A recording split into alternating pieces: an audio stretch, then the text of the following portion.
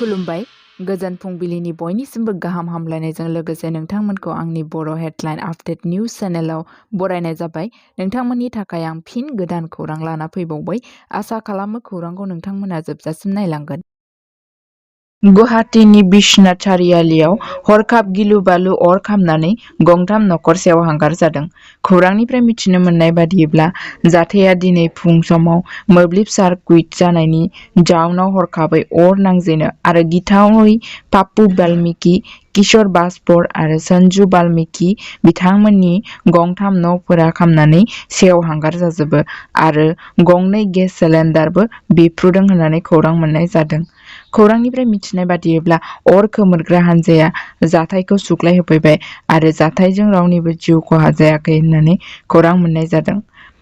सिक्किमनि हरखाब सोमजिनाय दै बानाजों भुगिनांनानै जिउ खोमानांनाय बाक्सानि आर्मि जवान रुंसारि मितु कलितानि न'आव गाहाय मन्थ्रिनि खावलायनाय बादियै बाक्सानि डिसि श्रीमती मासान्दा भारतीन IAS आरो बिथांनि हानजाया 5 लाख रांनि चेकखौ गथायना हैबाय होननानै खौरां मोननाय जादों।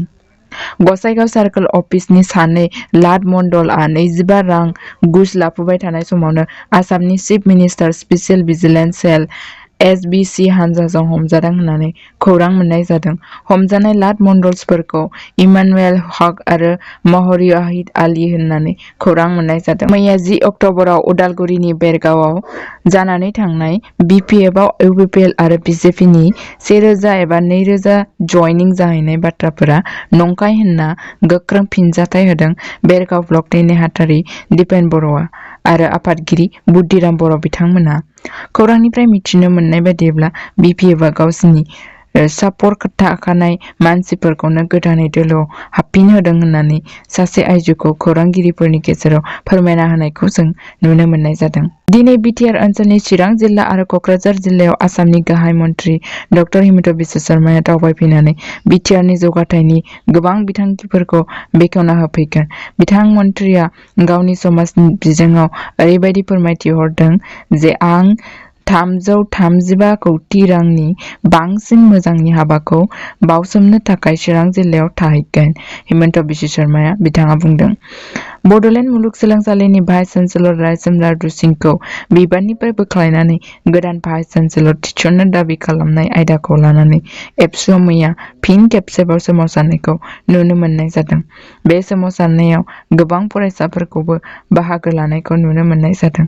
सोमावसारनायाव मिरु फरायसा आफाद एबसुनि आफादगिरि दिपेन बर'आ दाबि खालामनाय फोरमायदों दि बिटिआरनि सासेबो EM आरो MLAफोरा बियुनि भाइस चेन्सेलर लाइस्रोम लारदु सिंहखौ लाफानानै खामानि मावफानो मोननाय नङा।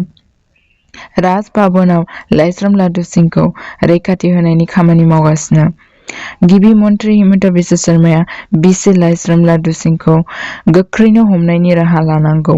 खौरांनिफ्राय मिथिनो मोननाय बादिब्ला बड'लेण्ड मुलुगसोलोंसालिनि सिङाव थानाय गुबुन गुबुन फरायसालिनि फरायसाफोराबो बिसि लाइस्रोम लारदु सिंहखौ थाबैनो होखारजानायखौ लुगैनानै दङ। खौरांनिफ्राय मिथिनो मोनबावनाय बादिब्ला मैयानि सावरायनाय थांखि बादियै जाफुंसार जायाबा फिन आरोबाव गोख्रों सोमावसारनाय जागोन होननानै दिपेन बर'आ बुंथिदों।